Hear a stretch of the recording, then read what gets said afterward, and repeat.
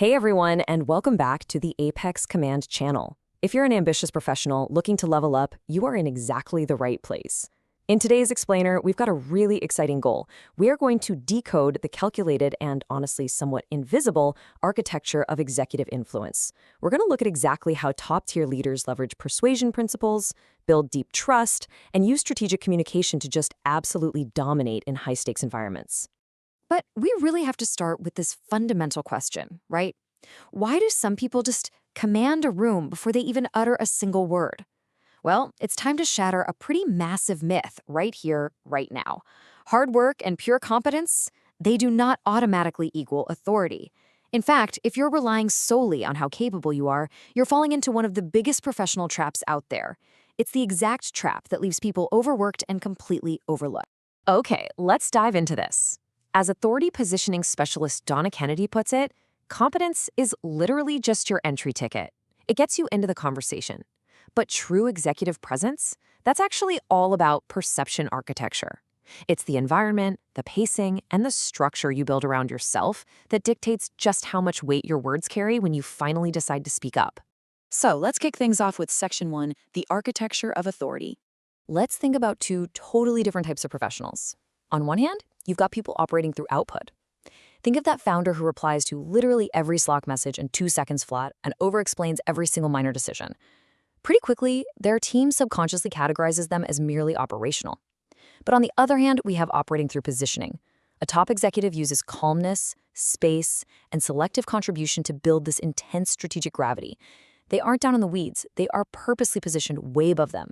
What's really fascinating here is this idea of strengthening authority through reduction. Human beings are just hardwired to associate measured, deliberate behavior with importance. Look, if you're the person who is always available, always reacting, and always over-explaining everything, you become a utility, not a leader. Sure, you might be indispensable, but you become completely invisible strategically.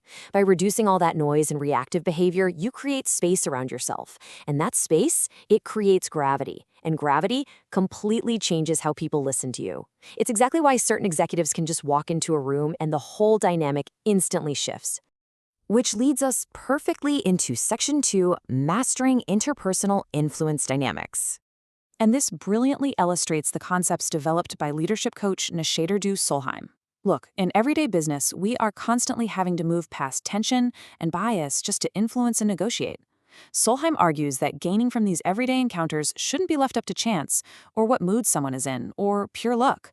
It requires a deliberate, structured approach to every single interpersonal dynamic you face. So she developed what's known as the PIN method: persuasion, influence, and negotiation. And honestly, this is the foundational framework top executives use to align their teams and guarantee positive outcomes across the board.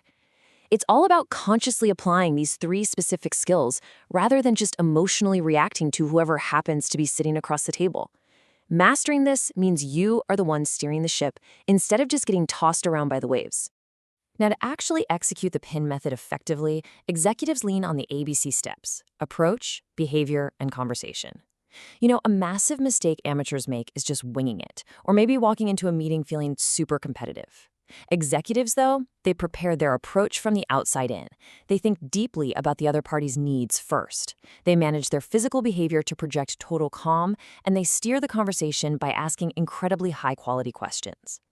Think about your last really high-stakes meeting. Did you walk in asking curious, probing questions, or did you walk in aggressively pitching your own ideas right out of the gate? So how did they literally word those conversations? That brings us to Section 3, the power of framing. Amateur negotiators tend to think numbers and cold, hard facts dictate outcomes. But spoiler alert, they really don't. The human brain reacts completely differently depending on how information is packaged. Think about it. Mathematically, a 5% discount for early payment and a 5% penalty for late payment mean the exact same thing to your bottom line. But psychologically, the brain processes the first one as a triumphant reward and the second one as an aggressive threat. How you frame the exact same data entirely changes the biological response of the person listening. To really grasp this, you have to understand a psychological concept called loss aversion.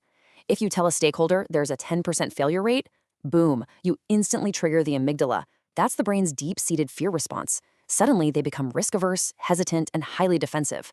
But if you frame that exact same statistic as a 90% success rate, you instantly light up the brain's reward center. They feel optimistic and ready to go. The actual facts didn't change at all, only the perception did.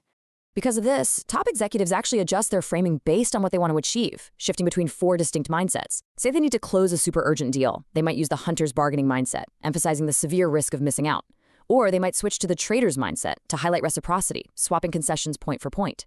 They can use the creator's mindset to build entirely new win-win scenarios that make the whole pie bigger. Or if they're dealing with a really critical supplier, they shift into the dealmaker's partnering mindset, framing everything around long-term stability and deep collaboration. You absolutely have to adapt your frame to the specific audience in front of you. But what about when the executive is the one being pitched to? Let's look at Section 4, neutralizing cognitive biases. If we zoom out to a systemic level, we run into some absolutely incredible research from Nobel laureate Daniel Kahneman. See, executive influence isn't just about persuading other people. It's about making bulletproof strategic decisions yourself. Kahneman's work breaks down exactly why dangerous biases inevitably creep into every major strategic choice leaders face, whether it's a radical pricing overhaul or a massive corporate acquisition. Kahneman breaks our thinking down into 2 systems. System 1 is our fast, intuitive, automatic brain. System 2 is our deliberate, slow, reflective brain. The really scary part? We almost never catch our own System 1 errors. Our brains seamlessly invent contextual stories that feel 100% true. It's the reason we might confidently invest in a totally doomed project just because we subconsciously liked the presenter's tie or the font they used on their pitch deck. Crazy, right? That's exactly why executives must aggressively deploy their analytical System 2 thinking to rigorously audit the proposals their teams bring them. And here is the exact auditing checklist executives use. Notice how beautifully these questions just strip away the bias. To neutralize the affect heuristic, which is when teams ignore risks because they just emotionally love an idea, the executive asks, has the team fallen in love with the proposal?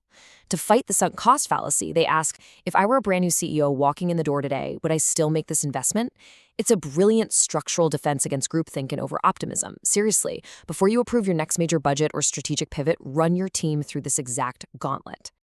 All right, let's bring it all home with Section 5, executing strategic business influence.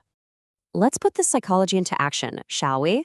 When dealing with employees, a savvy executive uses positive framing, presenting a $10,000 bonus as part of a comprehensive total value package to really boost retention and morale. When talking to investors, they frame the narrative around, say, a 30% market growth to inspire massive confidence and momentum, making sure to avoid anything that sounds like a desperate plea for cash. And with competitors, they neutralize their own internal biases by taking an outside view. They literally run war games to anticipate market reactions and customer shifts way before they ever make a definitive move. So we've covered the architecture of perception, the PIN method, the absolute magic of framing, and how to systematically neutralize cognitive bias. It's the whole shebang, and all of these tools are right there at your disposal to build deep credibility and trust. So I want to leave you with this to challenge your approach to leadership. Tomorrow morning, when you show up to work, are you going to be operating through mere output, replying to everything and diluting your value, or are you going to operate through positioning, building the silent, deliberate structure that truly commands the room?